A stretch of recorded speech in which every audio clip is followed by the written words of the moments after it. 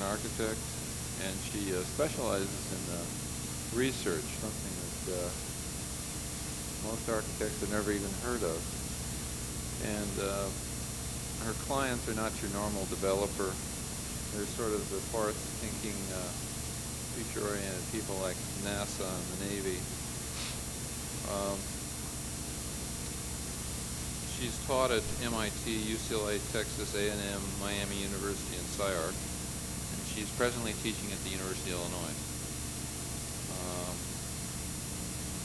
She is currently the executive director of Natural Process Design. That's her research lab group that she's the head of.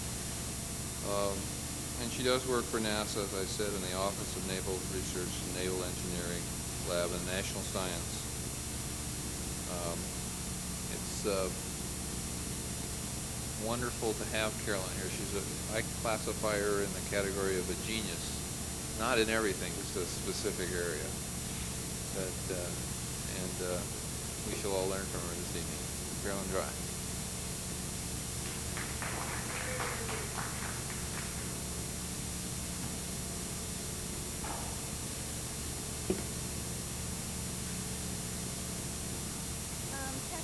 Has a handout that you all should get a copy of. There are two different handouts, so be sure that you have both.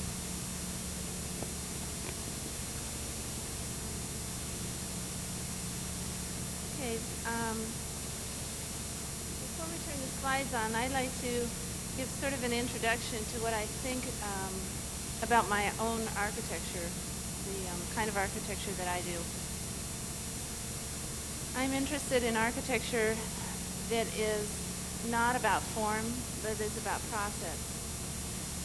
So, as any good biologist knows, that you have to look one level below the form to understand how that form is generated. And I'm interested in the way the form is generated, not in designing the form. And so I look for processes that already exist that allow me to intervene and derive the form that I want. I'm also not interested in doing specific buildings. I'm interested in developing a way of building or a new building technology. I'm not interested in designing and building objects, but in processes that come about through relationships of order. So it's a real different way of doing architecture from your standard office World War II pilot architect. This kind of architecture, I think, relates well to the environment because it's using the materials of the environment. It's intelligent in the sense that it has an inherent order and can adapt over a period of time. And because it's made out of the materials and processes of the environment, it's cheap in terms of energy and materials. It's been described as an architecture that uses the materials where you find it and puts those materials into space or into place in the structure through a relationship of the material itself, its properties, and the properties of the environment. I think all this will be a little bit clearer as I go on and talk about some of the projects that I've done. In terms of practicing, it's also quite different than your normal architect engages in. This kind of architectural practice is not one in which the client comes to you and wants you to design a one-off building. I usually propose the projects myself and look for funding. So it's a way of being an opportunist in a way, which is what I think nature also does. And also, because I'm looking for ways of doing a new kind of building technology, I collaborate with lots of people in different fields. So I don't attend a lot of architectural conventions or read the magazines, but I attend conventions on wetlands and electrical engineering and collaborate with those kinds of people so that I can transfer their information into the field of architecture. I also design not out of my own creativity, but I design out of a process of discovery. So I study biology, electrical engineering, and other fields of science that can reveal to me processes that I can use to build with, and the whole sequence of building. So should we start with the slides?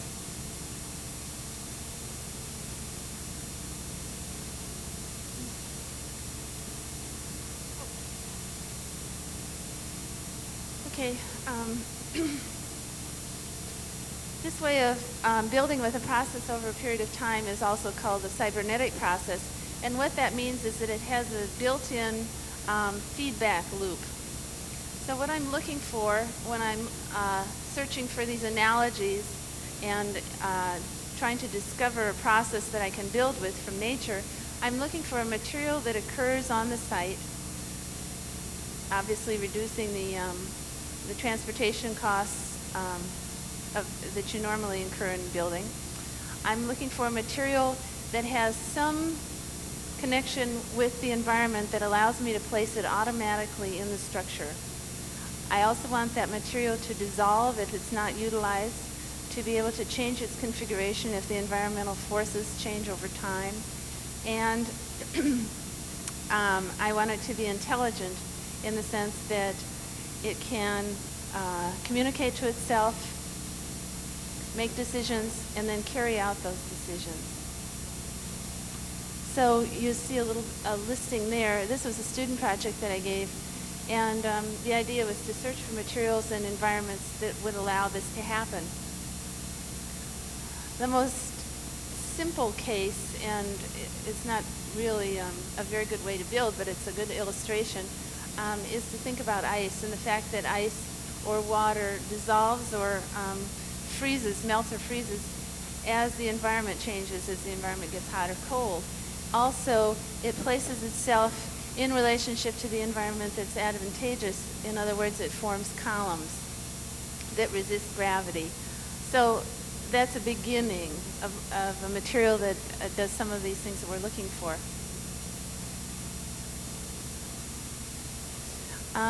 Another material that is like the kind of thing we're looking for is calcium carbonate, which in this case is in the form of seashells or in the form of coral polyps.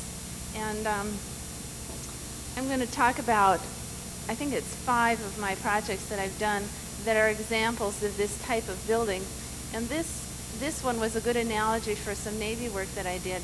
I had a couple of Navy projects. One was to build cables and pipelines in the Arctic, and the other one, the final one that was sort of the culmination of all that work, was a project to do a port for the Office of Naval Research using the chemistry of seawater to design a cybernetic port.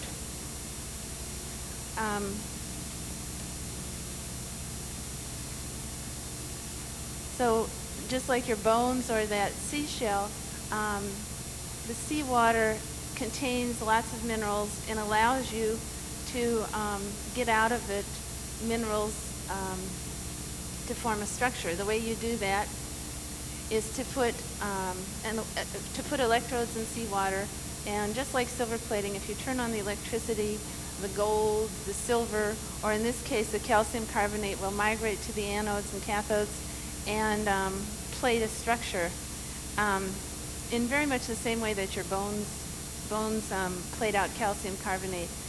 The reason is, and this is the important thing, that the calcium carbonate is an electrolyte ion.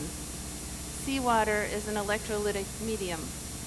So what that means is that an electrolyte is a charged ion. Seawater, as you all know from basic physics, can carry a current. It's the basis of a battery. So when you have calcium carbonate or charged ions in an electrolytic medium, if you put on electric current, you can cause the electrolytic ions to migrate where your current is. That's the same thing that happens in your bones. You know, if you exercise one part of your body, especially a lot, you're producing an electrical current which attracts more calcium carbonate, and you'll end up with arthritis, bunion, whatever. Or that's the way you heal your ribs also if they're broken, by the friction of them moving together gives off an electrical charge which causes the ions, the calcium carbonate ions, to migrate there. Now what is there about calcium carbonate in the ion itself that causes your ribs to heal, because obviously you don't have an anode or a cathode in your body. Well, the calcium carbonate ions themselves give off an electrical charge if they're pressed. The word for that is piezoelectric, piezo pressure electric. So if you press your bones repeatedly, or if the port structure is repeatedly buffeted by the waves, calcium carbonate will be deposited there, because as the calcium carbon ions are pressed, it gives off an electrical charge itself, causing more ions to deposit there. So far, we have the attributes in this project of finding a material that's located in the site that we intend to build in, namely calcium carbonate in the ocean. There's a connection between properties of the calcium carbonate and the properties of seawater. The material can repair itself. It's piezoelectric, just like your bone. And if you turn off the electricity, or if the buffeting of the wave stops, it will dissolve back into the original state. So we have 4 of our original goals of a cybernetic system. This is a picture of the earliest project that I was involved with, which was one before the 2 that I mentioned, done at Texas A&M on a Sea Grant project for an offshore industrial port island. A lot of basic research on this was done by Wolf Hilberts from the University of Texas, who did these test cages and actually did a lot of the original experimentation, proving that this was a viable building material. Then the next thing we're looking for is a way of communicating to itself. We're now, I think of it in 2 divisions. One is the materials division, which I just discussed, and the other division is the smart or intelligent part, and that entails being able to communicate to yourself, or to itself, being able to make decisions and adapt over a period of time. So in this case, I was looking for a way to communicate to yourself, and as sometimes happened a lot of times in this particular project, there was a nice overlap between what the Navy wanted me to do and what I was interested in doing. So they wanted me at one point to do cables and pipelines in the Arctic, and I thought of it as bones and nerves. So thinking about cables, your nerves essentially work, first of all, I should say that your body is, 70% salt water,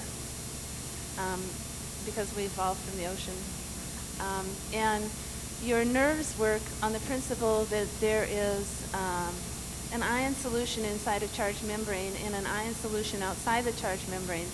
And the physical chemistry principle is that if you have 2 dishes of solution, one of which has more salt in it than the other, salt being an ion, for instance, the 2 dishes will try to reach equilibrium in terms of concentration of their ions. So what your nerves do is they have potassium and sodium, and as you can see in the slide, they migrate across the charged membrane in order to reach both concentration equilibrium and charge equilibrium. So I thought, why couldn't you do that in seawater?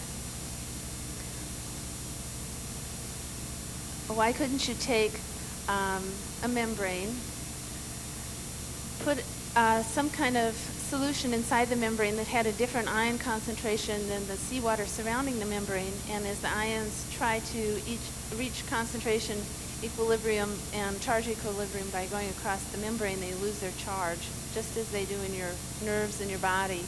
And you can take that charge off either as a signal or as energy.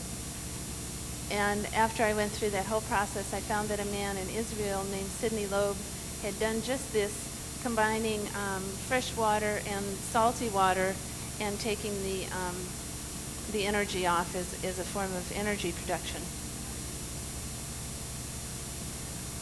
Then the next thing that you want in this intelligent part of the cybernetic equation is a way of changing or adapting to adapting over a period of time. And for that, in the port configuration, I invented or discovered an osmotic pump, which works on very much the same principle as the nerves, and it's a way of lifting cargo. or changing the shape of the port. And the last thing that I don't have a slide of, but that we worked on, and by this time I was working pretty heavily with a chemist from Rockwell named Robert Waldron, because I'm not trained as a scientist. So, I work pretty heavily with different kinds of scientists. Anyhow, the last thing that we developed was the saline computer, which works with redox batteries and has the capability of having a memory, logic, and making decisions. Okay, so then in terms of the things that we want in a cybernetic system, we've met them, and it's, in a way, it's cheating to deal with the ocean and easier to deal with the ocean in the first aspect, because life is chemical, and in seawater you have all the components that make any kind of chemical reaction possible, saltwater being capable of having acids and bases and all the elements on Earth. So if you're going from a living analogy, which in life is a cybernetic system, and you're trying to make the most sophisticated cybernetic system you can for a building, then you go to something that is the basis of life, which is water and seawater in particular, and use the order and the intelligence that's there because of the chemical composition. So that's what I did for the first project. And I think that's also the most complete project. Another part of that project entailed using ice as a building material. And this is another osmotic pump, only in this case the excess water is not taken off through evaporation, but it's if you freeze the water, then you get a saltier solution inside the pump, which draws in the relatively fresher seawater, which drives the pump. In other words, it overflows. And in this case, instead of evaporation, you take the excess pure water off as ice. And then there was a development of how you could shape that and form it into port configurations.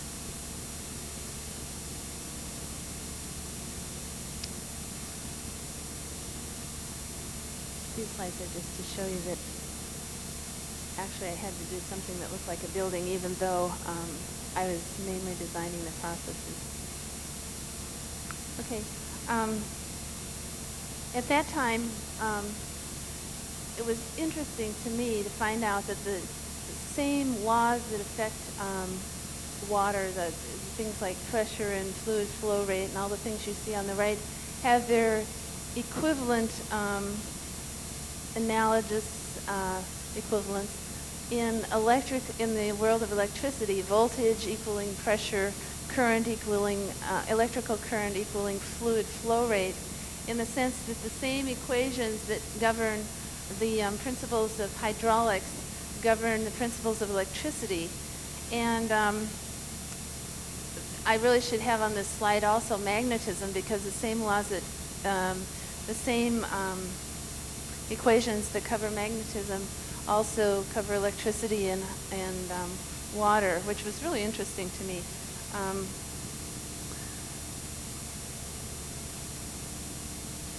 I was interested, because I'd been exploring electromagnetism, I was interested in a way of building on land.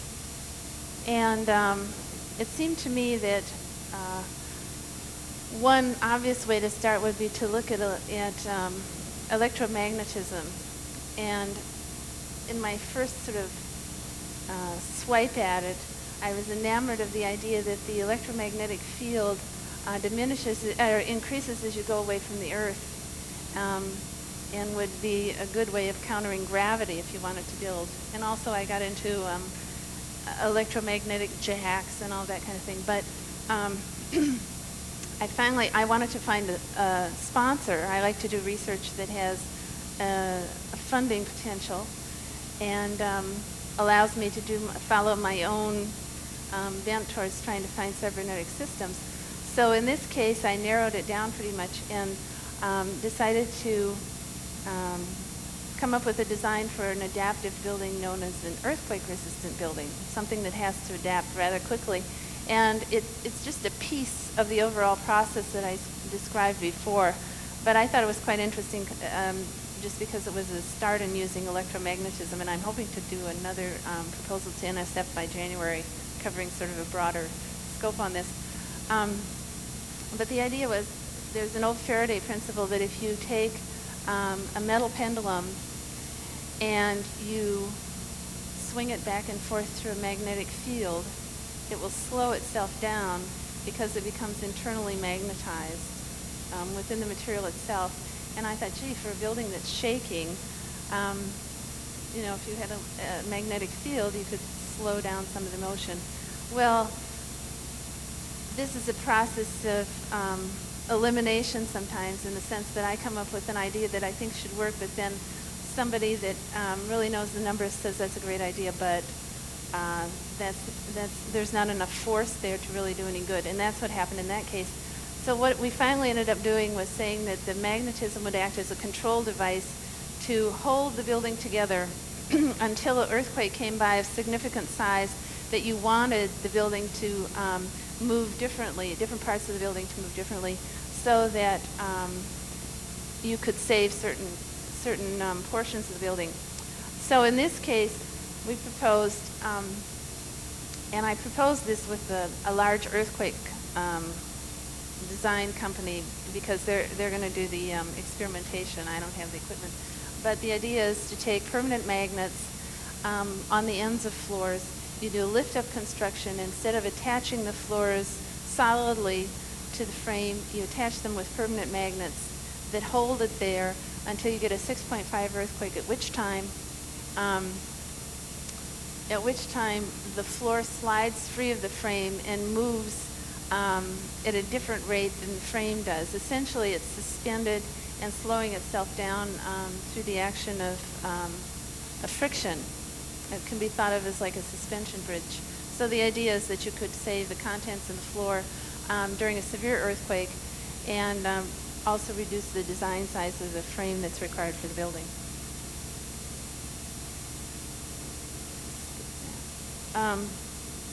Then another area that I'm interested in, because it's a possible way of building on land, is building with plant materials. The obvious problem here is that the time required to build things is usually pretty long. But you can imagine a building made out of different colored plants that you know, not only is beautiful, but gives you oxygen and water vapor and changes the microclimate. There are some plants that grow really fast, like kudzu, as we see here. That's in Tennessee. Grows something like a couple of feet a day. Or this is a place in north of Santa Cruz called the Tree Circus. And this fellow grafted all these trees together and made what I think are architectural forms, but it took him 20 years to do it. There are hormones that you can give plants to speed up their growth, but even so, it takes years.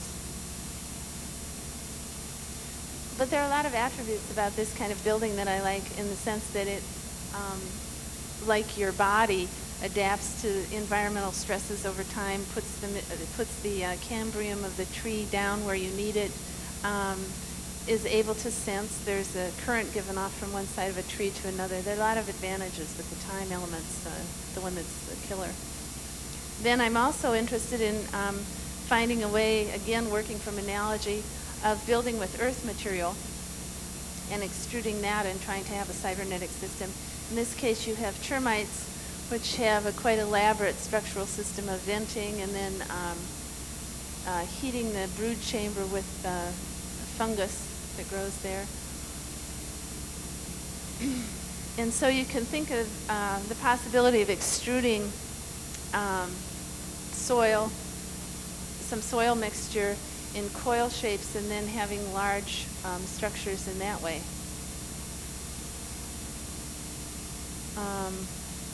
It's a building process. And you think about the spider as a sort of a model for this, which extrudes its material and then has a sort of sensing system with some of the strands being signal devices, and also when he's done with a certain part of the web, some spiders eat the web back. So this is a drawing from Professor Allen from MIT about a way of building with clay materials. And just as an example of how long this kind of research project can take, 3 years ago I had an NEA grant to design some way of building with extruded plant material or seeds, soil, a substrate that would hold water, and a binder. And at that time I proposed that it would be a good idea in desertified areas where you have the soil eroded and you can't contain the water and you have decreased vegetation and habitat, but I didn't really have a way of maintaining the water in this extrusion material that would make it practicable for a desertified area. But last year I was at a technology trade fair, and there's a new material called Terrasorb, which absorbs 40% its own weight in water, 40 times its weight in water, and is a real stiff, gelatinous kind of binder. So suddenly that project is really practical.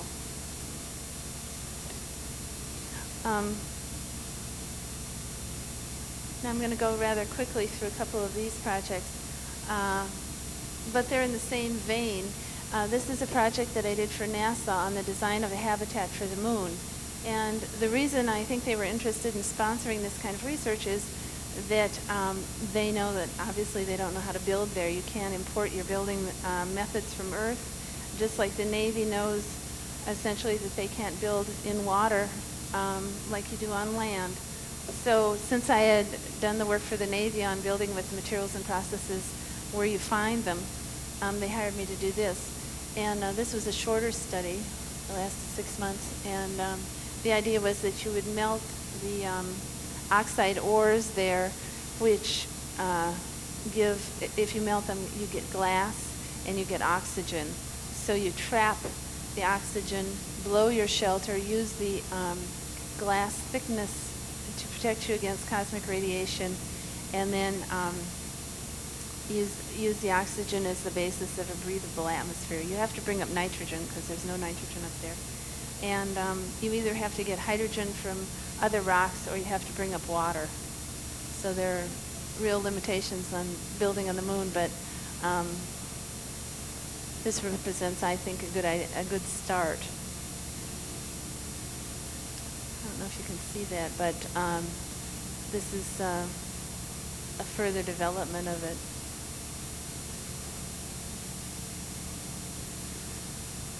Okay, I love this list because over on the right where it talks about possible forms of life, I use that as sort of a lexicon of analogies that I can go from in looking for cybernetic systems. So if you notice, there are several places that have chemical life, which is what we are, but there are other life forms, and I take life to be sort of a generic term for a cybernetic system, or the other way around. And so you can see that there is order inherent in plasmas. There's order inherent in magnetism, and various other kinds of chemical combinations that you could use as a whole system. One of the things that science fiction writers have always been talking about is using silicon as the basis for a cybernetic system. But I'm always looking for new analogies to go from. This summer I worked on a project for NASA, another project, and it was a study of the design of the space station. And it was really interesting to me to explore some of those issues, because I found that thinking about the Earth as a sort of a space station and then thinking about the design of the space station really helped a lot. And the Earth is essentially a spinning ball of mass, the center of which is an iron core, which gives you an electromagnetic field. That field, as you see in the lower right-hand corner, forms a protection around the Earth which repels and captures on its own lines of force radiation coming in from outer space. And that's as you know, one of the major problems with any space station is how are you going to protect it against radiation.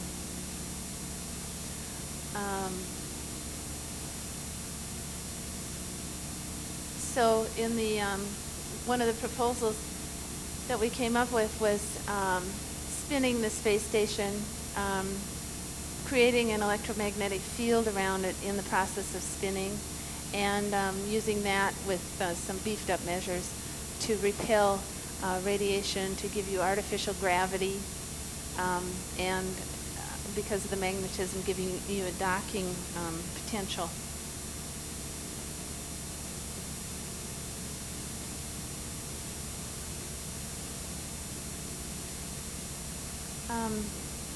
There's another category of project, which I don't have any slides for, which just deals, it sort of abandons the material side of the cybernetic equation and goes with the intelligent or smart side. And that's a series of projects that I've done on intelligent environments using computers or robots. One I did this summer was for American Bell Telephone, and they were interested in the house of the future and what kinds of telecommunications and electronic gadgets could be incorporated and would be needed because of changing demographics, especially thinking about the elderly, the increasing number of elderly, handicapped, and people that are working out of their homes and therefore need special devices. Another project along that line was one that I haven't had funded, but I hope to, that I submitted to the National Institute of Health, and that was for the elderly to make up for some of the deficiencies as you get older in your nervous system and in your sensory apparatus with the environment, so that you could delay or postpone or eliminate the need for institutionalization of some of these people. So the kinds of adaptations were things like surveillance systems that would allow you to hear if you could hear but you couldn't see, if you could see but you couldn't hear. You would have a lighting system that would be a signal. The same thing with the doorbell. Heating and cooling and lighting systems that adjust to you over a period of time as your body changes. You all know that elderly's sleep patterns change, so therefore the lighting regime needs to be different. Some mnemonic aids for diminishing memory, like reminders when the stove is on and that kind of thing. The other project is for the handicapped, and that is to have robotized workstations that move to the person. Robots aren't very advanced in themselves, but my idea was that if you could make the environment halfway intelligent, your robots wouldn't have to be so intelligent. So if you can have predictable pathways that the robots will know that they can travel down, or the movable workstations travel down, then you don't have to have robots or something like robots, the workstations, be so intelligent that they have to avoid obstacles. So both of those are kind of very circumscribed projects and a piece of the whole. But I keep working on pieces, like the earthquake project, I think, was a piece of an overall system, which was just an emergency kind of adaptation. The intelligent systems are really just a piece in the sense that they work on the intelligent part of things. But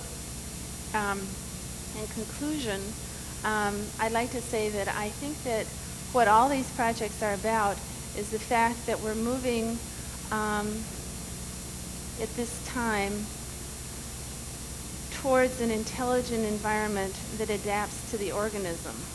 Usually, evolution has meant that organisms adapt and fit to their environmental niches, but now we have the technology that's available to make the environment adapt to us. And so evolution obviously is greatly speeded up and enhanced. And so I think also that the distinction between organism and environment is diminishing.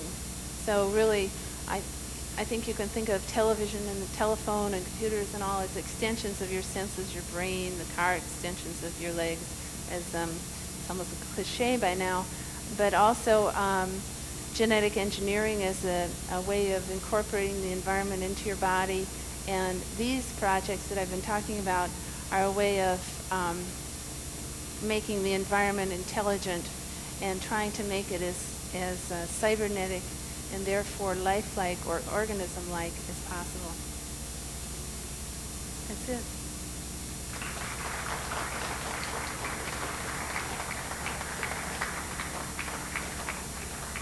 Any questions? Questions?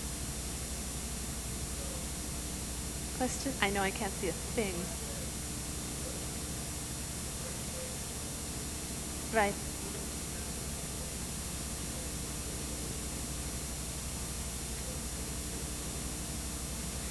No, the magnets just hold it. If you, everybody's here. If you think about magnets holding yourself to a wall, you can substitute friction for the magnet. It works in exactly the same way. So they're held together, and you can't pull them apart until you get a large enough force, and suddenly it'll just go like that, all at once. So that's a control device. It could be, you could use some kind of a latch, if it was strong enough. But the thing that's good about this kind of control device is that it lets go at once. So you don't have movement between the floor and the frame until you get a certain size earthquake. So the whole building moves together, and therefore, it tends to dampen motion in general. But then when you're really in danger and it's a severe earthquake, then the floors slide on a frame independently of the vertical frame.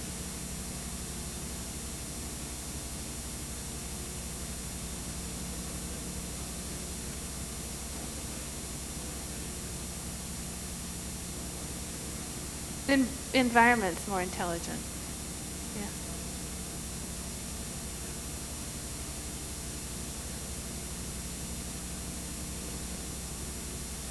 Oh, I agree with that.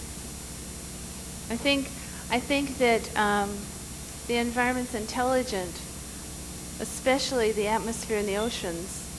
But I don't think that we interact with it as if it was intelligent, and that's part of what I'm proposing. So instead of building with the materials and processes that we invent, which have nothing to do with nature, you make concrete bricks and you cut down living trees and you manufacture steel using up a lot of energy, I'm advocating looking for the order that's already there that you can build with, and the intelligence that's already there. Mm-hmm. Well, it's really amazing. There's a conference that's going to be held in the spring at UCLA in the Arts Extension Division. And it's covering art, bioengineering, genetic engineering,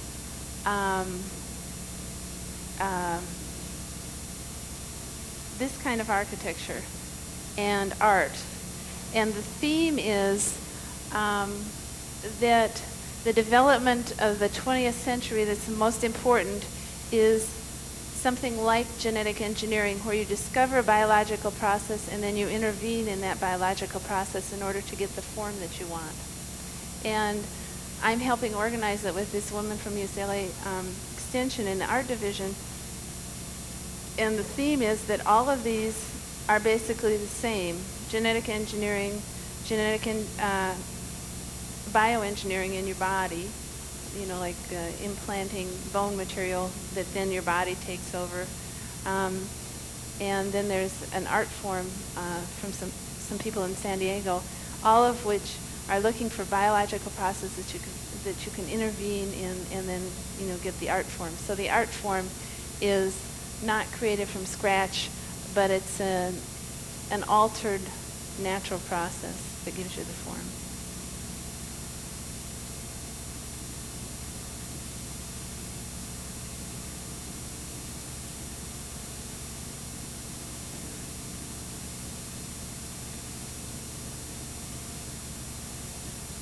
No. But why does it die? It dies because it's no longer used, usually.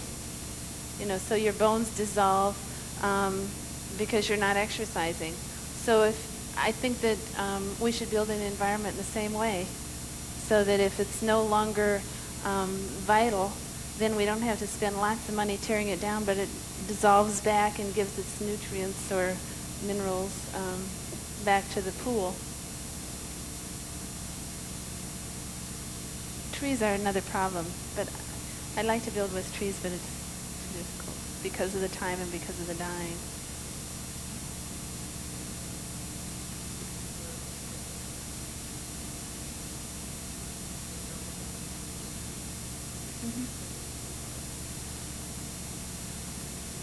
Yeah.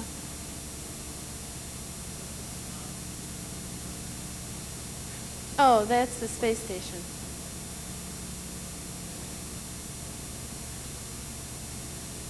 Say about that? Yeah, the most interesting thing about working on the design of the space station, we were supposed to be looking at autonomy and the human element in space, but I got all involved with the space environment when I realized that they don't know really what the space environment does to materials or how to build in it, because the materials that are now protecting the satellites and all come back with 2/3 of their mass missing, and their heat shielding properties greatly changed because the ions in the plasma up there are just incredibly corrosive. It's like an acid bath in a way if it were on Earth. And then I was reading that when they get these huge arrays, if they had 2 of them together with large voltages, they created ion storms equivalent to a solar flare. And as y'all know, solar flares would, if the people on the moon were out during a solar flare for a couple of hours, they would have died. So it's a really incredibly charged particle environment. But you can create those by sweeping along the particles with large structures and then holding them there with the voltages between the 2 structures. So I got involved with how you could build with the environment that's up there. And there are things like electrostatic docking that occurs anyhow. It's spacecraft charging. You get these arcs of electricity that go on any metal object that's in space, because it's a plasma that you're flying these metal objects through. And as they fly through, the whole spacecraft is constantly charged. And so if you want to, you can use that as a positive thing and dock spacecraft with that. Just as the plasma, which is so powerful and can create something like a solar flare, if you have a tether that cuts through this field of charged particles over and it's separated, you have a generator essentially, and so you can get lots of energy, lots of current that way. So you can use these forces positively instead of fighting them, which is the same as designing in the ocean. You know, you use the environment that you find yourself in.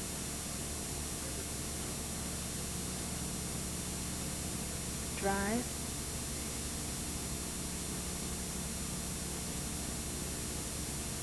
Yeah, that's this. And actually, NASA is considering a tether as a way of generating energy and holding the different elements together and all, but because of the aerospace companies getting the contracts on the project, they're thinking of it in reality that it's going to be built more like a large airport.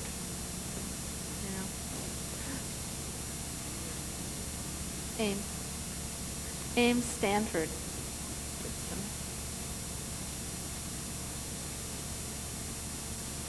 Any other questions?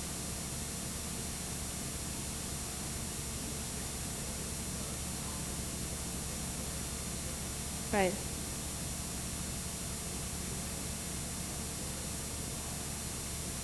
There's oxygen and there's hydrogen, but then once you get them together, you can either do it, you know, put them together, which requires a lot of energy, or you can take water up from the earth. There's a theory that there might be water on one of the polar caps in the form of ice, but you know, they haven't found it for sure. See, the moon was formed at the same time the Earth was and has the same materials, but because there's no water to weather things, there are pockets of different materials. It's not as spread out. but also because it's a much smaller mass, the atmosphere and the water vapor escaped into the vacuum of space. So the problems are when you get up there, you don't have air to breathe and you don't have water. And since we evolved out of the oceans and plants changed the atmosphere, the originally corrosive atmosphere, changed it to the atmosphere that it is now and allow us therefore to live, we're dependent upon an atmosphere, plants, and water.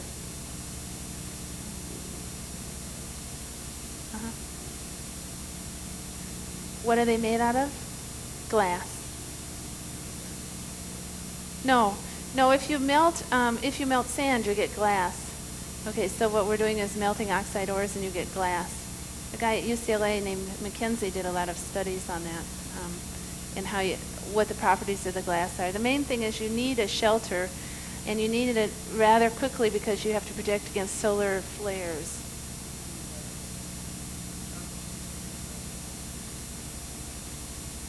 From radiation, yeah. If you get it thick enough, you have to have it. I think it's 4 feet thick. Yeah, you need mass to sap the radiation. Yeah.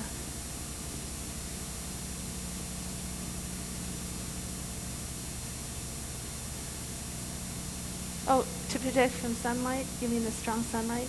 Yeah.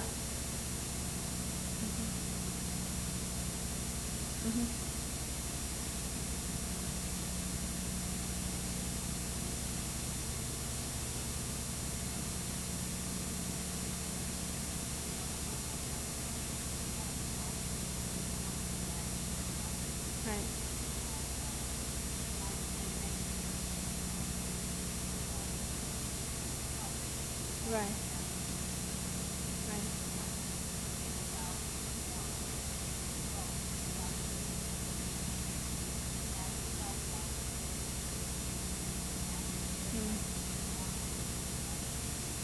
Okay, I sort of overstated that in the beginning to distinguish form makers from process interveners.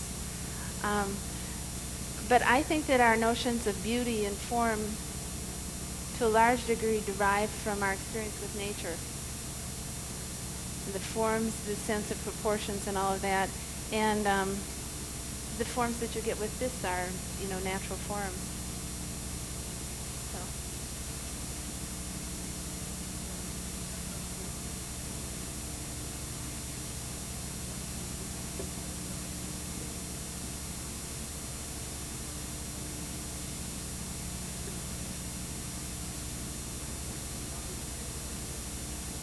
You blow it. It's like blowing bubbles. No, you melt the soil, which gives you glass. No, I'm talking about on the moon. This doesn't reverse. I suppose I could go all the way around.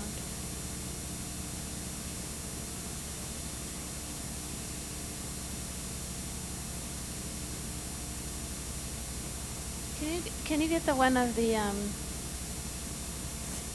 lunar habitat on? Sort of about 2/3 of the way through. We're starting in the middle.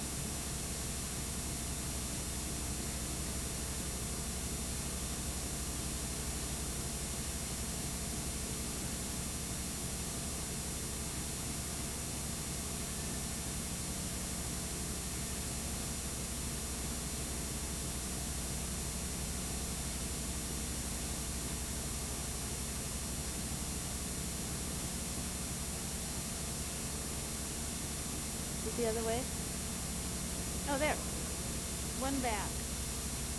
Can you go one back? Okay, this is kind of a crude sketch. But the idea is that you get a solar collector that melts the soil. As you see on the bottom, as you're melting the soil, you get glass and oxygen off. You trap the oxygen, blow a bubble, and then try to start an atmosphere and terraform the inside of the thing.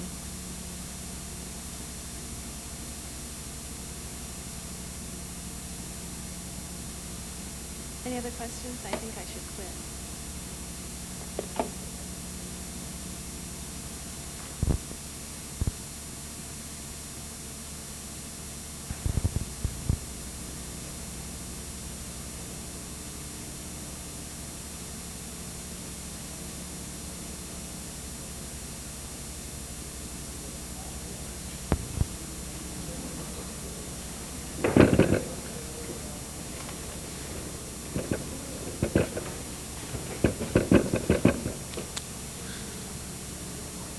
Well, for those brave ones that are here, I'm glad you're here.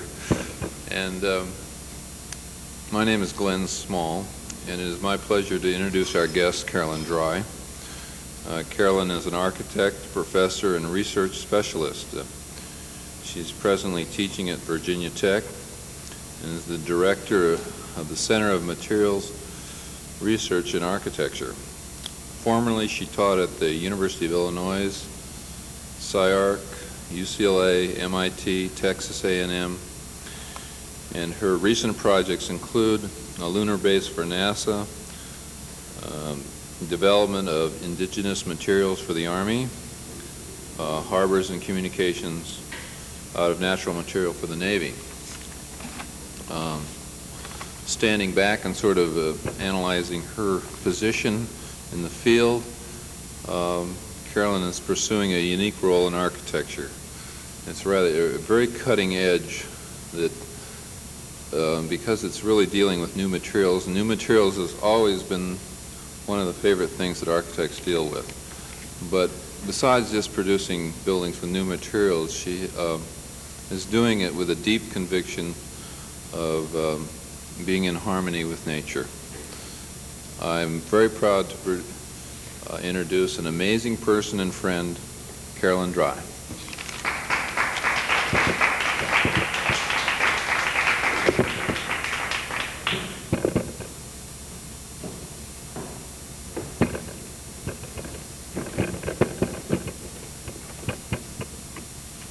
I know you're going to be disappointed if I don't fall off the podium, but okay. I got a call from Marsha Zyliss today who said, whatever you do, just be very careful. And I thought, gee, what's going on? Are they having lots of reporters here or what? She said, no, just don't fall off the podium. Somebody fell off here last week. Okay, well, I just got here today from Washington, and I went deep sea fishing today where I won the prize for the most fish and the biggest fish.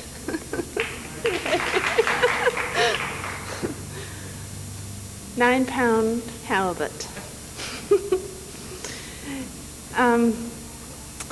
Anyhow, I'm going to go over my work in a rather succinct form, and then I'd like to take a lot of questions. I just gave a very similar talk yesterday at the National Geographic in Washington, where the school that I'm teaching at, Virginia Tech, has a communications board, and they had people from the news media, the New York Times, the Washington Post, the TV stations and all. And I was presenting my work there.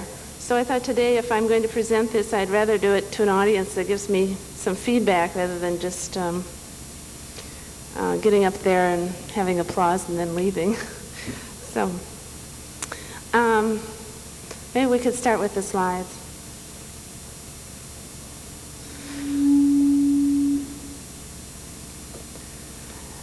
The natural process design that I'm going to speak about tonight is an architecture in which humans assist, but the form is really a result of activating a process in nature. It can be thought of as genetic engineering for architects, in the sense that I do the same thing that a genetic engineer does. I activate a natural process rather than forming a building, for instance. I want to stimulate a process that then, because of the natural forces, forms the form itself. It's based on the concept that the environment is half of the equation for evolution. So you're always hearing about the survival of the fittest, of the organism fitting into its environmental niche. I think that a lot of our recent research in genetic engineering, even computers, TVs, telephones, can be thought of as adapting the organism to fit into the environment and furthering the development of the organism. But little has been said about developing the environment, the other half of the equation, making the environment more fit for the organisms. So it's a mutual kind of development, and my architecture is an attempt to develop the environment as an intelligent, adaptive arena in which the organism can survive. If you think about evolutionary architecture, then it obviously has a time component, and the development of that architecture should be one in which you think about where are the materials derived, from where are the materials derived, what happens to the building over time, what are the energy and environmental costs. If the environment changes and the building needs to adapt, how can it automatically adapt without reconfiguring the building entirely, which is very expensive and often clumsy? And then finally, what happens when the building's no longer needed? What happens when you tear the building down? It can be almost as expensive as construction, and then you have all this junk left over, all these concrete blocks, broken bricks, steel that doesn't fit anywhere that has to be reconfigured. So if you take that kind of timeline, building is a very expensive process, and one that's not well suited to thinking about over time. I think of architects now, and the way that we traditionally build is playwrights in which we think about the opening scene, and then that's it. There are no following scenes, there's no conclusion, there's no final curtain. I think another trend that we find in technology these days is that the issues of waste, energy, environmental issues, and the economic issues are considered as interrelated, and really is a series of problems caused by thinking not integrally but thinking separately about the various problems. And architecture is a case in point that we don't think of things as related. So the energy issues, the environmental issues, the cost, the overall cost of the building is ignored. And this kind of architecture is an attempt to think of all those issues in one thought, really, that is placed in the building from the beginning by the kind of choice that we have. So just as your genetic code in your body doesn't tell you how to form as a fetus and then that's it. The genetic code in your body tells you what you're going to be like when you're 35. It also tells you probably what age you're going to die if you die naturally, in what form you're going to age, and you know, what your demise is going to be like, what your energy costs are going to be, everything. What are you going to look like? And it's all in the material itself in the beginning.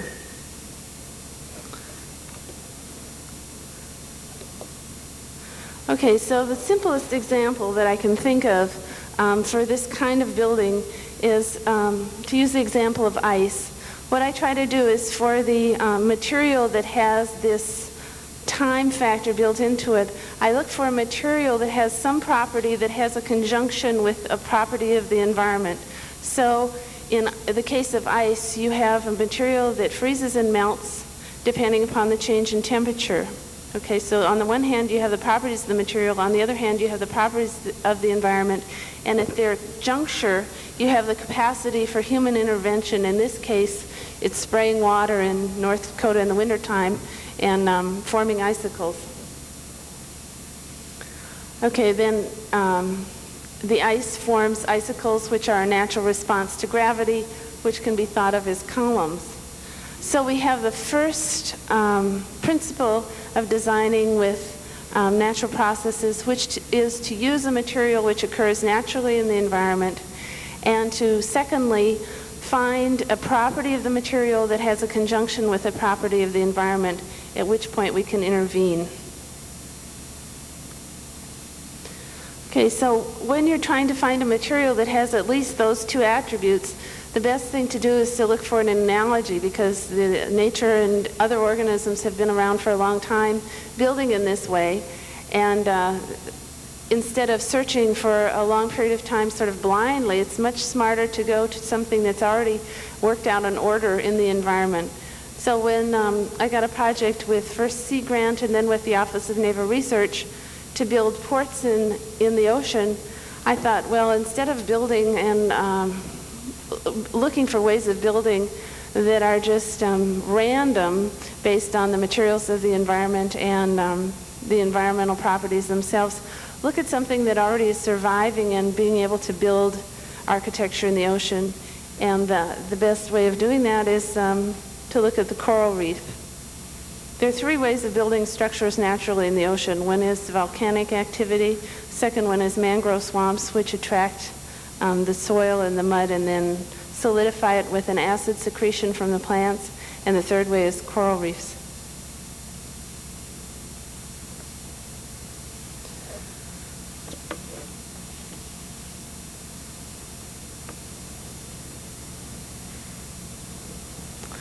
Okay, then in building the ocean, the material that you have that the coral has exploited is calcium carbonate, which is very much the materials of your body. Because we've evolved from seawater, we're 80% seawater by composition. Our bones are calcium carbonate, the same material that the coral builds with. And so you can look at that order that you find in any animal on Earth or the seashells in the ocean and build with that kind of order. What it is taking calcium carbonate ions on the one hand and the fact that they're electrically charged mixed with the ocean environment, which is an electrolytic medium, which means it can carry a current, an electrical current. So you take those two properties, and the intervention is putting in electricity, which causes the ions to be driven by the electricity in seawater moving around. It's really a process like silver plating. Okay, so if you do that, if you put, this isn't moving. If you do that and you put electrodes in, you can accrete out calcium carbonate with this chemical composition, which gives off chlorine gas and hydrogen gas in the process. This is a bone-like or cement-like material that is formed in place. So you can see from an architectural standpoint already it has lots of advantages. You don't have to labor to put it in place. It comes cheap because the material's available in the environment. The cost parameter that's the largest is the energy cost. Okay, then like your bones, this material has the property of being piezoelectric, which means that when you press it, it gives off an electrical charge. So we have a subcategory of deposition activity, which means that if you look here and you imagine that as being a pier, in the second drawing, if you get a bending of the pier, or if you can think of it as your leg bone, either one, it doesn't really matter. As you get bending, you get one side that is being pressed together and one side that's being expanded, or you get tension and compression. Okay, in the tension part, you get a positive charge, and so those positive ions migrate in the seawater over to the other side, filling in the bone and straightening it, or filling in the pier and straightening it. So it's a similar activity to the basic one of laying down the calcium carbonate in the first place, although this one is caused by the material properties itself. It's not caused by you intervening with electricity. Okay, so now we have three properties of an adaptive system that can repair, that can change and adapt over time. The first is that the materials are found in place. The second property is that the material gets automatically deposited in place as a structural material in space because of some attribute of the material in the environment. And the third property is that it can be self-repairing. So as the environment changes, the material changes correspondingly. Okay, and then finally, the fourth point is that if we turn off the electricity, or if you die, or if your building dies, then the material will dissolve back into the environment, and you no longer need to worry about disposing of your concrete blocks or your destroyed bricks.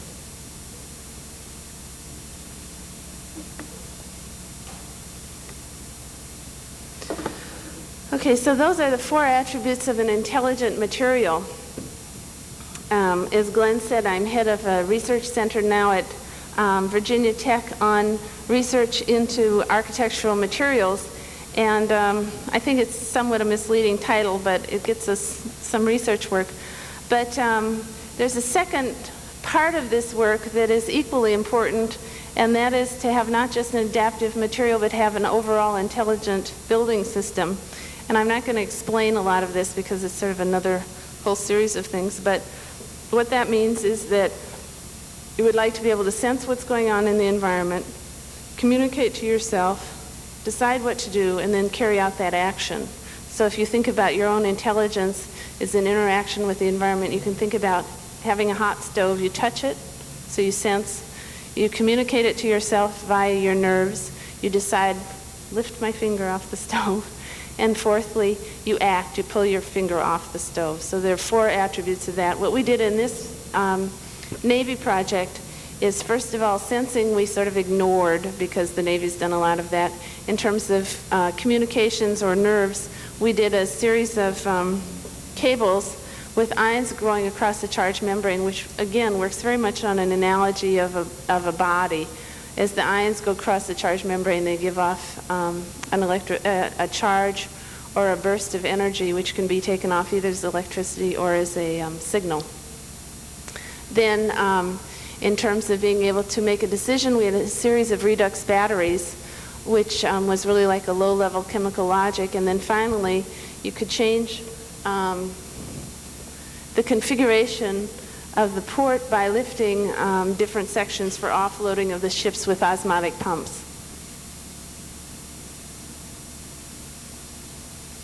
So you can see that this port configuration could be built under the water and then lifted up with these osmotic pumps into place, and then as the ships come in at different levels, they could be offloaded. This is an especially interesting project for me because it allowed me to do this whole feedback or adaptive way of building in a very basic way while I was actually doing another practical project, which was the port project. I think that's an ideal way of doing research. You get to do your basic research at the same time somebody pays you to do something very practical, and there's a nice overlap.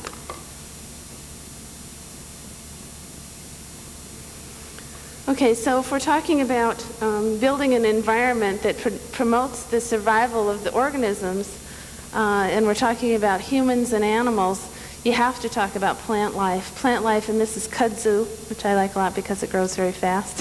It's considered a weed in the South, but plant life is completely responsible for the fact that we're here at all, because it changed our atmosphere from an atmosphere of hydrogen and methane to one that we find now with nitrogen, oxygen, and carbon dioxide.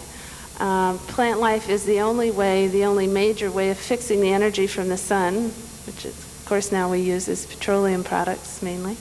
And it's also the only source of food on the planet. So those are the 3 basic ways that we're sustained, and they're all given to us by plant life. So when you talk about the environment that should support human life and animal life or help the organism to survive, you have to talk about plant life. Plants are especially effective at gathering sunlight, nutrients, water in the place that they're located and converting it into food, energy, and converting the atmosphere. Now these slides are from the tree circus north of San Francisco, and they show a pleaching process. This took about 20 years to do. And these trees, this can only be done with like species, and they're things like hazelnuts and poplar trees. A few other species can do this. The guy just takes various trees. This one is probably about 4 trees at the bottom, and he grafts them together and then separates them up at the top on a scaffolding. And then eventually he removes the scaffolding after they've formed in the shape that he wants them to form into. So I think you can think of these as architectural components. However, the problems are that it takes a while for them to grow, and then they can die before you think their purpose is over. So, but that doesn't mean that we can't use plant life to foster the fit of the organism in other ways. This is a building done by Rudolf Dernach in Germany.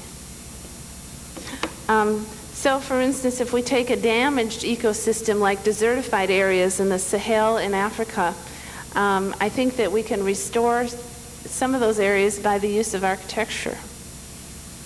So this is a grain storage facility in Africa. It's really made like a large coil pot. So if you can think of a building machine which makes a coil pot like that as a structure, but in the process restores the environment, then you have something that's very valuable, I think. In this case, as I said, it's in a desertified area. A desertified area is an area that still gets rainfall, so it's not a true desert, but it's one in which the soil has been so damaged that it can no longer hold the rain and therefore can't grow a vegetative cover. So you can't support plant life, and therefore you can't support any other kind of organic life if you don't have plant life. So you don't have animals, you don't have livestock, you don't have people living there. Well, what you can do is form small oases which will begin to be able to absorb the water and restore the environment. An oasis has the effect of changing the microclimate, adding moisture to the air, and holding the water. That's what an oasis in the desert does. And in this case, what we do is mix the adobe with seeds and a hydrophilic substrate called Terrasorb that holds 800 times its weight in water. You mix these together, you extrude it as a building product. The water entrained in the adobe causes the seeds to germinate. They germinate and grow outside the structure. And so you have the ability of the structure not only to support plant life, but to absorb the water, sort of like a sponge, and to hold it so that you have this oasis in the desertified areas. Okay, another environment that you can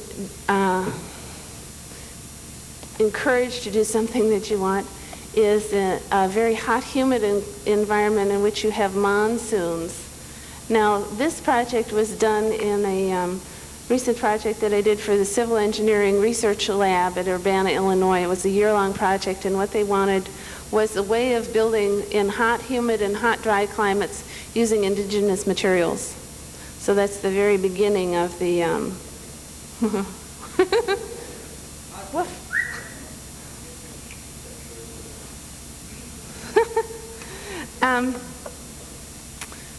so this work was done for that project, and I was supposed to be looking at indigenous materials. And as I got into this project, it became clear to me that if you really just talk about using indigenous materials, you won't get very far, because if you're going to build with adobe someplace, it takes forever to dry out, and it's not a very strong building material.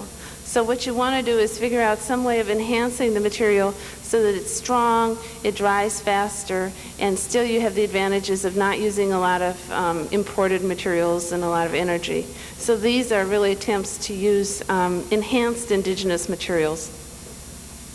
This one, as I said, is for a monsoon area. It's for a post-harvest storage facility. And what it does is use coconut pith in the walls as a desiccant. And at nighttime, the roof acts as a desiccant. You bring the air through it. The air gets cooled because of nighttime radiation, which is just a natural phenomenon like daytime heating. You get nighttime radiation. It is the other half of the heat budget. You know, otherwise the earth would heat up and we'd all fry if at nighttime the heat that gets absorbed during the day was not re-radiated out into space and dissipated. Well, you can use that in a building as the other component of solar heating. You can use nighttime cooling or radiation. So that's what we did in this building. So at night, the roof radiates the heat, cooling the air inside the roof plenum or space, and the moisture in the air is absorbed in the coconut pith. So for the next day, you have a pool of cool, dry air which you blow into the walls, cooling the walls and taking the moisture out of those areas. So as I said, it can be used for post-harvest storage. This is a kind of nice mix of being able to convert a project that was for just a general look at indigenous materials and how they could be used to one which has specific applications for agricultural products. The school that I'm at, Virginia Tech, has a strong component in international agriculture, and so I thought, that I would apply it there. And now I've got a grant to go to Nepal to do some work with their post-harvest storage facilities and also to work on their terracing and pathway structures. This is our facility at one of the buildings. The one there has an earthen wall behind the black covering, which is a solar collector, to see if how dry we can get it inside. We have a building and a research facility at Virginia Tech to do all these things, and as I said, we're doing some of this experimental work now. This is a process of drying out a wall, an adobe wall, that falls into that category of an enhanced indigenous material, and it can be used as a wall in Nepal for terracing, or it can be used for the pathway structure, or it can be used as a post-harvest storage facility. What it does is you put it dries out the adobe wall and makes a much stronger wall by electrolytic action. What you do is you build up an adobe wall, which ordinarily would take a couple of months to really completely dry. And instead of that process, you put electrodes in, driving the water out of the wall. And as the water is driven out, it carries with it some of the ions in the clay. And so you get a different chemical makeup inside the wall, or a different matrix, so that you get a building that dries out in 2 weeks, and that's about 3 or 4 times stronger than the other kind of adobe. So you're still using adobe, but you bring along your 2 little electrodes, or however big your building is, depends upon how many you use, and you dry out the wall much more quickly, and at the same time you get a much stronger wall. Yeah, like a battery charger. Yeah, 6 volts. Well, it depends upon if you think you're going to get more rain. You know, you dry out your building and you get a matrix inside, but if you're in a monsoon area, for instance, and you want to make sure that your wall is constantly being desiccated, then you leave them in. If you don't worry about that and you're just worrying about the setting up, the initial setting up, then you can take them out. Another process that I didn't find a slide for is similar in the sense that it does the same things, but what you do is you take a slice of adobe wall, then you put a little bit of quicklime over some cardboard, corrugated cardboard, then you put adobe, then you put quicklime and cardboard, and what happens is that the quicklime acts as a desiccant. It draws water to itself, so you get a drying process of the water in the adobe moving up to the quicklime, and it's distributed along the whole length of the wall by the wicking action of the corrugated cardboard. It draws the water all the way along the length of the wall, and then the quicklime hardens. It's a form of concrete, essentially. And so what you get is a wall that dries out much more quickly, and then you have this composite material of adobe lined with concrete, adobe, concrete, so you get a much stronger wall that's dried out a lot faster. That's the kind of thing we're doing. This is another application for agricultural purposes. This is for hot, dry climates where you're worried about losing your water vapor or your water. It's a precious commodity, and you're also worried about cooling. So what you can do is have your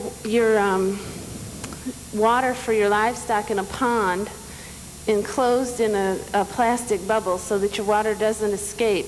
But as the sun shines on it, it's tempted to evaporate. As it evaporates, it will be captured on the plastic cover, drained over to the sides so that it acts as a solar still. So your water is purified as it evaporates. Obviously, you can't take the impurities with it. So you contain your water, but at the same time, you're purifying it for your livestock feed. The evaporation acts to cool the soil so that anything you store in the soil around that area, for instance, a grain storage facility as we see there, will be in a much cooler environment.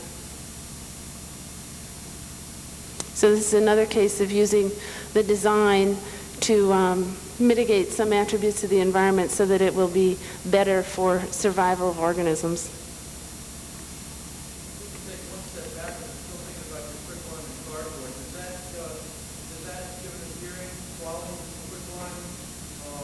Yeah, it's a composite material.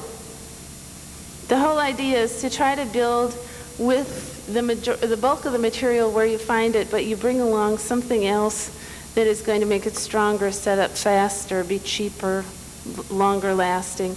What we did for this Searle project was to set up an expert system, first of all for building with hot, humid, and hot, dry climates, and then one that would help you select the best indigenous material and enhancement for your particular needs. So we went through, hundreds of processes, those kinds of things.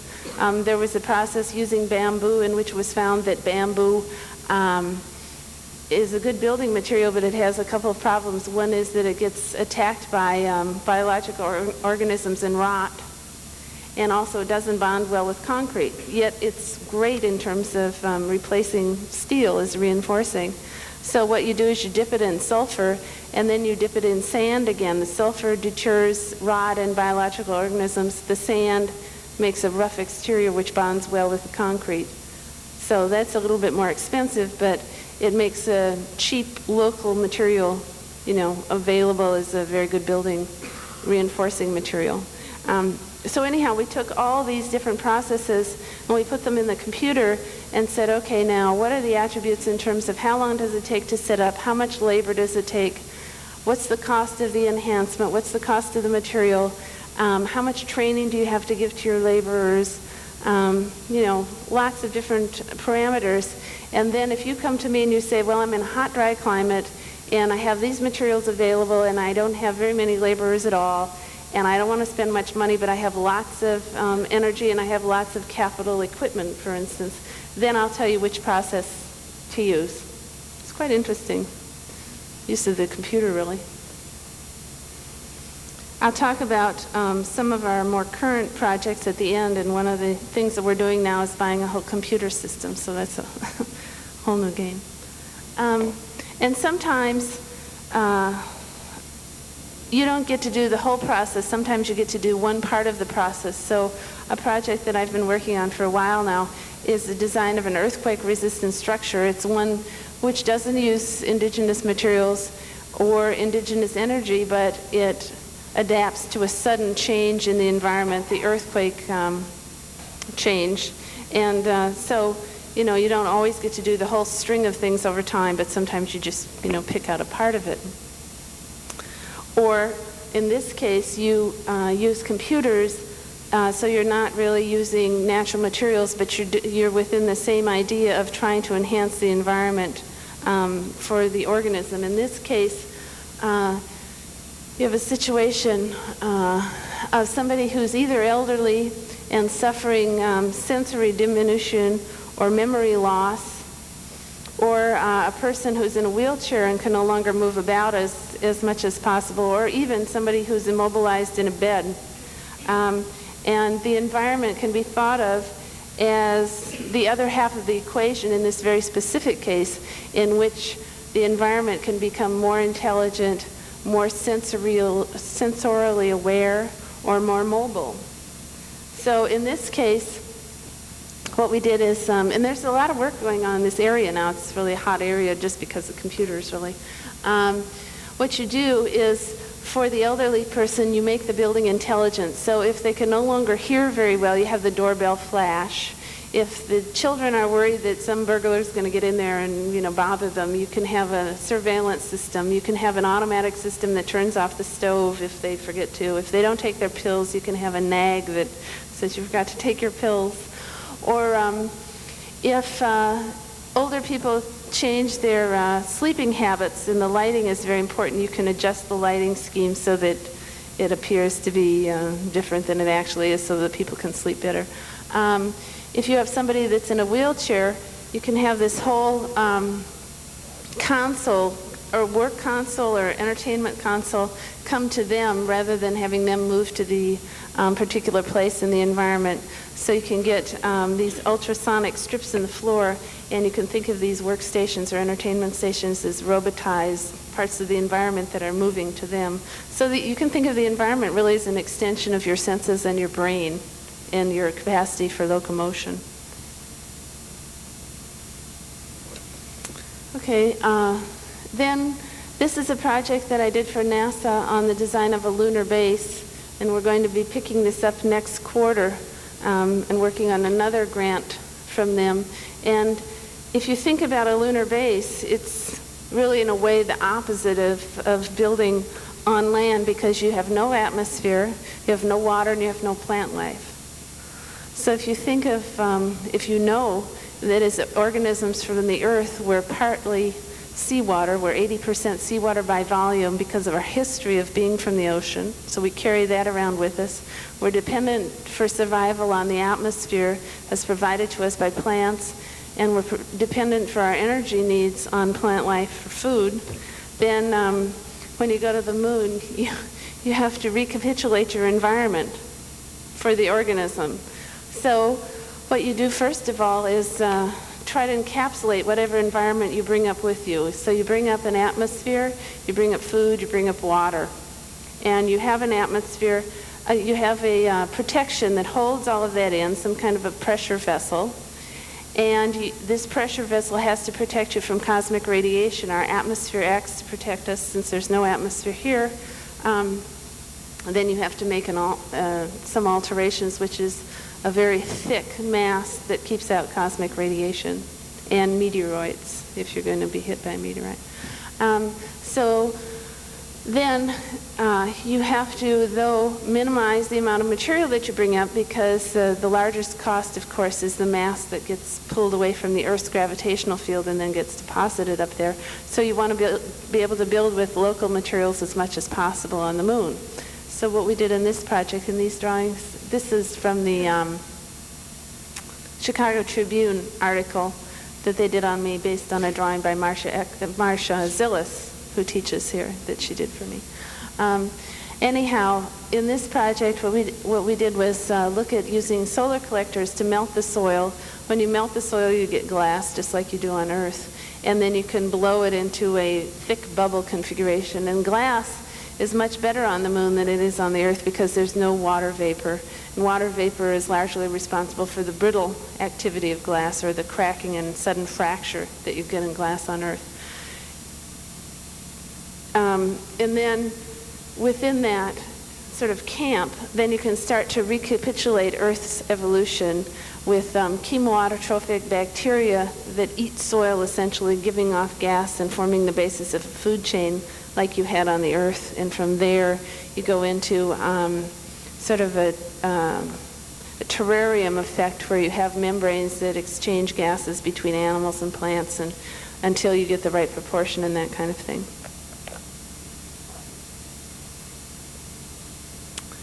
And finally, I worked for NASA one summer on the design of the space station, looking at that environment and how do you promote the survival of organisms in really a much worse environment than on the moon, because it's a plasma of extremely corrosive and dangerous qualities. You have a vacuum, first of all, in space, and secondly, you have the solar winds, which is a stream of charged particles, charged ions coming through in the environment, which are quite forceful, so that when they bring the satellites back to Earth, they usually are 2/3 lighter, and they've lost much of their heat shielding properties. Essentially, you have them in an extremely corrosive environment, which is unlike anything that we've seen on Earth.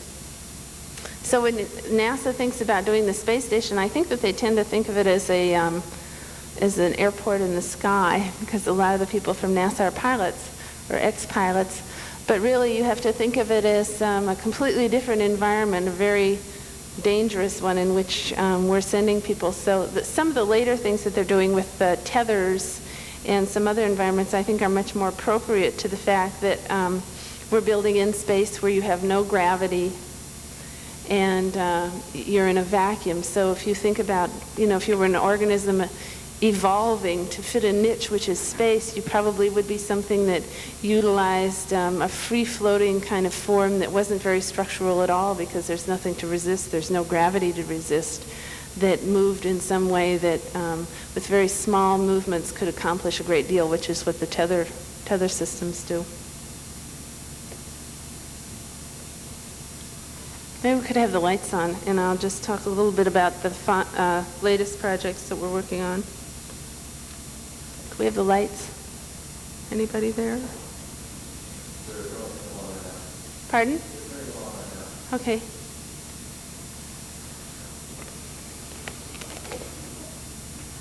Slow but sure.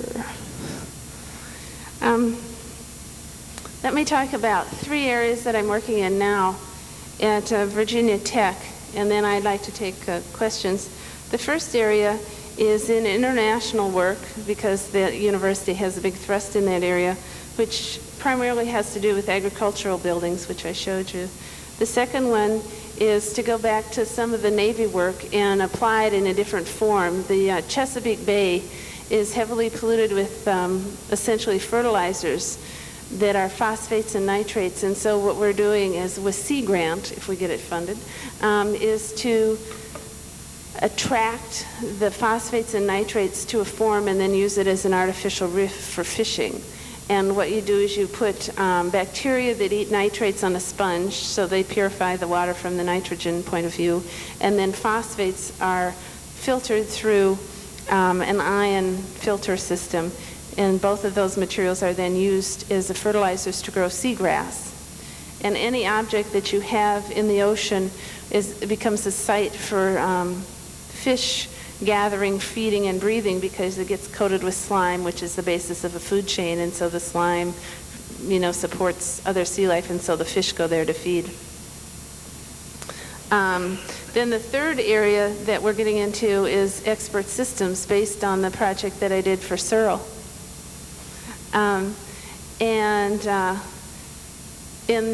For expert systems, as I said, we did that project for Searle, and we're looking at doing a couple more, one of which has to do with the lunar base.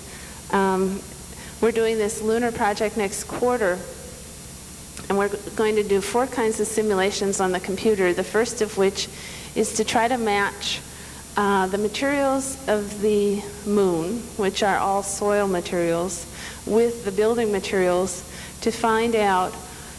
It's really the classic case of the kind of research that I'm trying to do, in which you take a material, which is a soil material, you take the attributes of the environment, the fact that you have a vacuum, no atmosphere, no water, and try to find ways of mixing them with some human enhancement or human intervention that allows you to make a building material.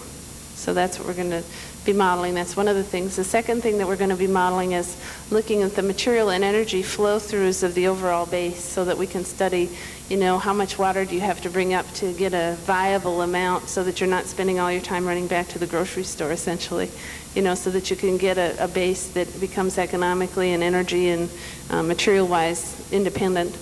The third thing we're going to be looking at is doing a structural model of the pressure vessels. You have to have pressure vessels on the moon because you have an atmospheric pressure inside and a vacuum outside, so the pressure vessel structure has to be the mediator. It's like a diving bell, only in reverse.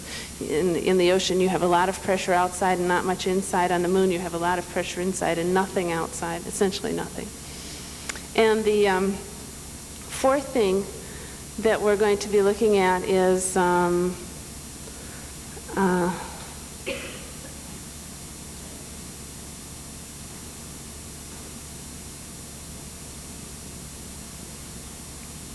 modeling the overall system with a graphics board. We're getting a high-resolution graphics board and monitor, so that you can look at building the lunar base and see it being constructed over time.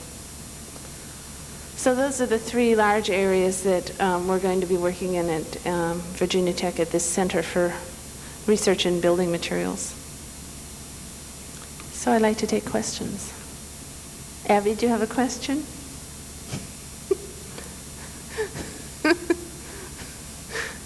Irving, do you have a question?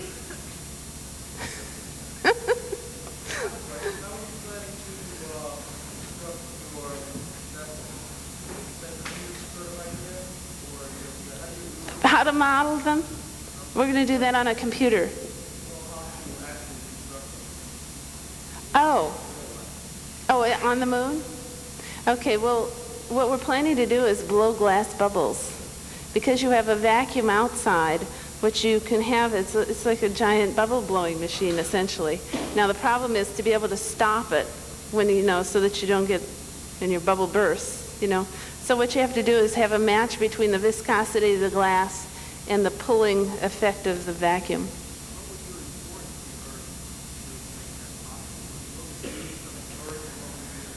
To do the glass shell only, Nothing.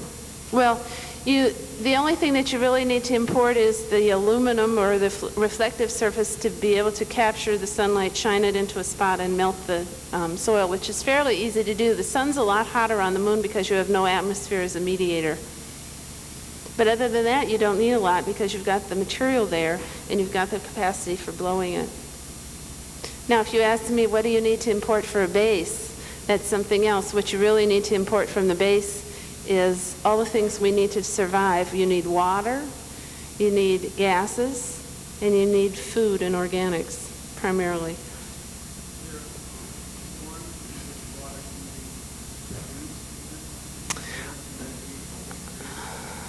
Well, I thought you were going to ask, can you make water out of the materials on the moon? There's been a lot of discussion of that because there's oxygen in the rocks, and there's a thin layer of hydrogen all over the surface of the moon because of the ion particles, the solar wind coming in and attaching to the electrostatic sand. But it's difficult to gather the hydrogen, and it's difficult to make, water out of hydrogen and oxygen. So. Help. The problem with building on the moon is twofold. One is hydrogen and the other one is nitrogen. And those you just really have to import. At least that's what everybody says. Some. But see, you need it in a life form. Yeah.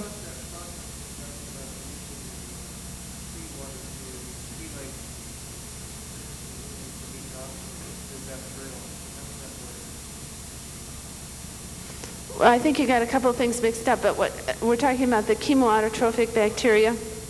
Okay, basically there are about 10 kinds of bacteria that eat rocks. They eat sulfur, they eat iron, they eat nitrogen, they eat, a variety of things that you don't ordinarily think of as being edible.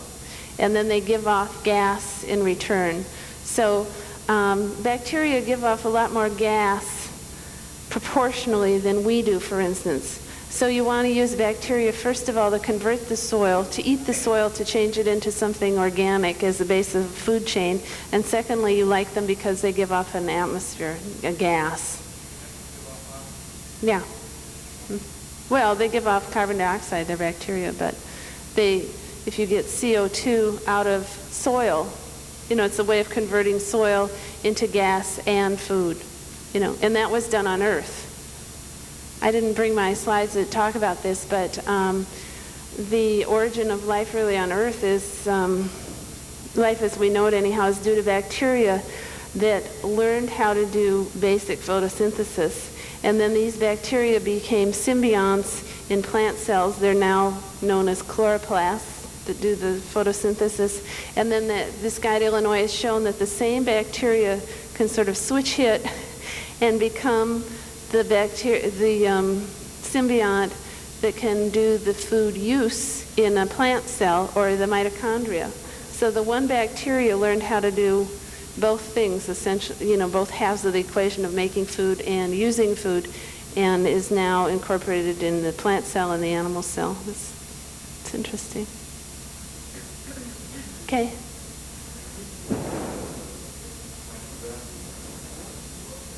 Right.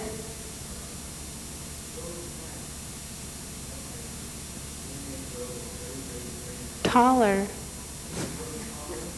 Sure. No, they still go up because they go towards sunlight. But if you're there's been a lot of discussion about gravity, and it's felt that if you have low-level gravity, like on the moon you have 1/6, it's almost as good as having regular gravity. But you can still get some pull, but you have to exercise a lot more to keep your bones and muscles in shape. And plants can still grow. The problem is in space where you have no gravity, then plant life can get, they can get confused. Humans come back and have their bones begin to disintegrate, as you see with the space cadets. Glenn?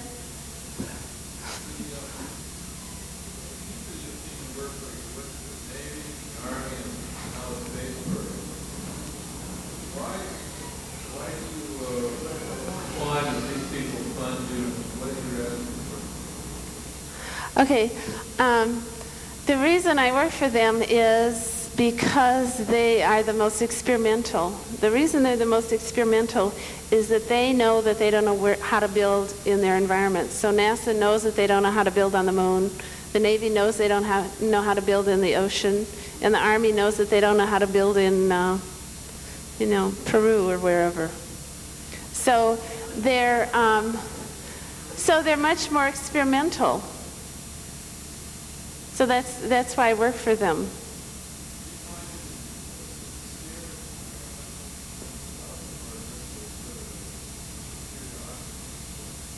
Oh no, it's sincere. The best research in this country by far is done by the military and NASA, unfortunately, but it's true. The reason that's always been the case, though, I guess, that you get your best technological developments done for the military. It's the leading edge. It's still, that's what NASA and the military is responsible for almost all our technological developments now.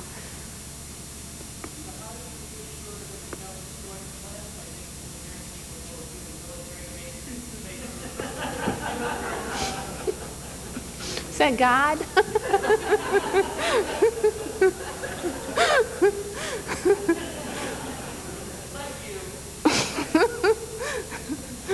I heard you.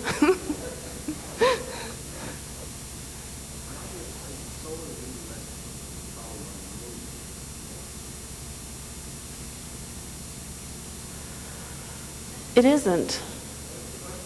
Why is the solar moon less of a problem on the moon than it is in space?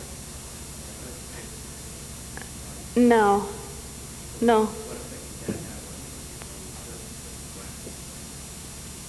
Oh. Well, not much, because glass is a lot better.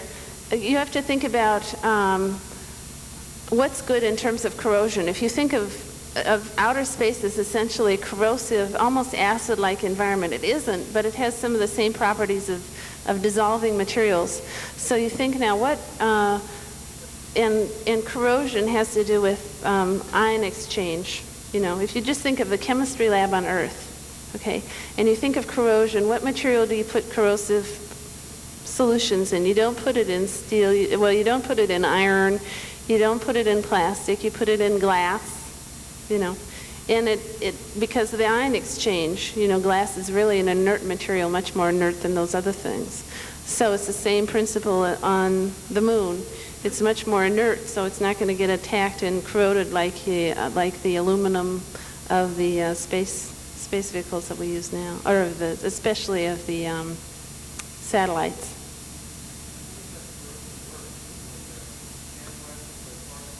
Yeah. Well, you get these really high charge particles which come in and both, sort of gouge out particles, but also because they're charged, they tend to draw particles away. So the solar wind is actually quite interesting. I wish I had my slide of it. If you can think of the Earth as a sphere, and then it has two large elephant ears, which are the electromagnetic fields that go in at the North Pole and the South Pole. Really, the sun is over here, as you have the sun emitting these charged particles, because the sun is a nuclear reaction. As those charged particles are emitted and hit the Earth, those large ears get pulled, and so it looks more like a ponytail of the electromagnetic field around the Earth. And when you get a solar flare, which is an extra large nuclear explosion on the sun, this gets stretched out very long, and you get sort of a short circuiting, so you get the ions coming back in at the North and South Pole, and you get electromagnetic storms. You get the northern lights, and that's electromagnetic activity following the electromagnetic lines of the Earth. And I think it's important to know about that, because a large part, the majority of our weather is caused by this kind of activity. It's really caused by the interaction of us with the sun, with other planets.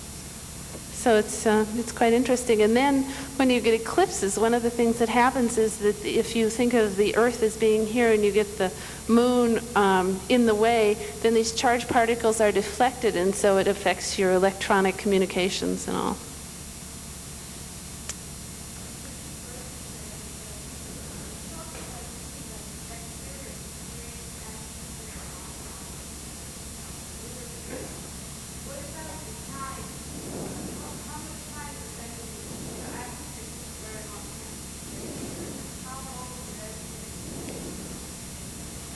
years.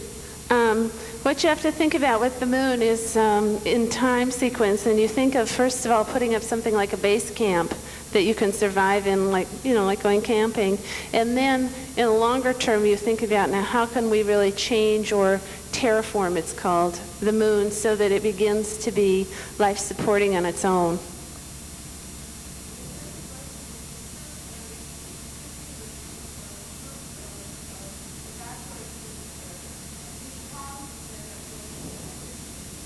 Plastic, yeah.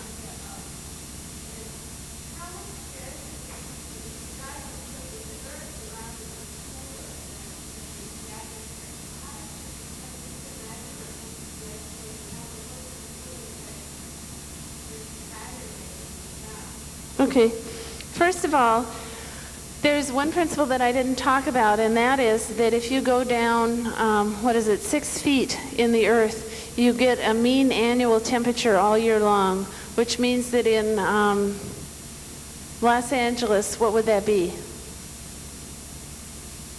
55 maybe? 55. So if you, if it's 90 degrees outside, 6 feet into the earth, it's going to be 55. So if you can take the air in tubes from the underground and blow it into your building, you have a natural ventilation system. Or in the winter, especially if you're someplace like Minnesota, you can take the average mean temperature, mean annual temperature, which is what, maybe 40, and it's 0 outside, so you know you can do sort of the opposite. Now coupled with, so you already have a cooling effect of being underground. So that's the first thing. Then the second thing is that you can enhance that in the way that you want. So if you want to cool it more, you can evaporate water, you know, which is what that is. Now, I don't really know the answer of how much the evaporation increases the, reduces the mean annual temperature.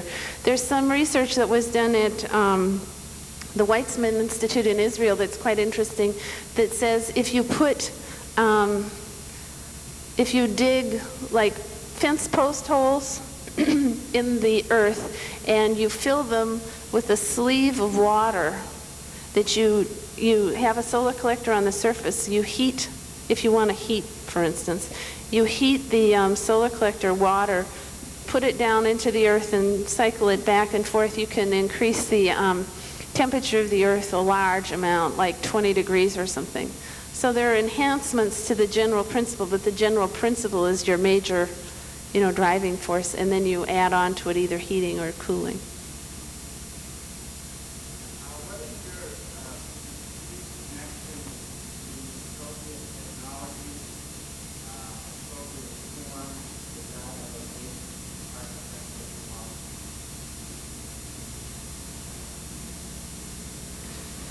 What is the connection between appropriate technology and a basic architectural philosophy?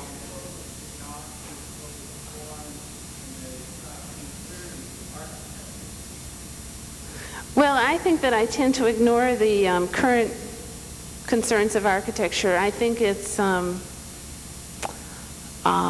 think the postmodernists are dealing, they're more like painters and sculptors.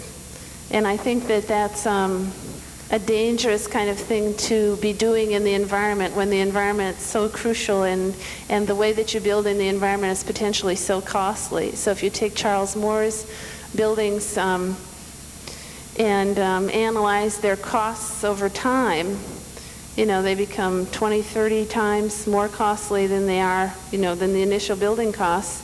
And the environmental and energy costs are sort of untold. I mean, energy costs a certain amount, but it's too low priced really for the value of energy when you think of the millions of years it took for us to build up our energy deposits. So a gallon of gasoline, really, if you measure the ultimate cost, should be thousands of dollars. And then if you take the energy costs of our buildings in terms of well, in an urban area where you have buildings clustered together, the temperature will be 5 to 10 degrees hotter. The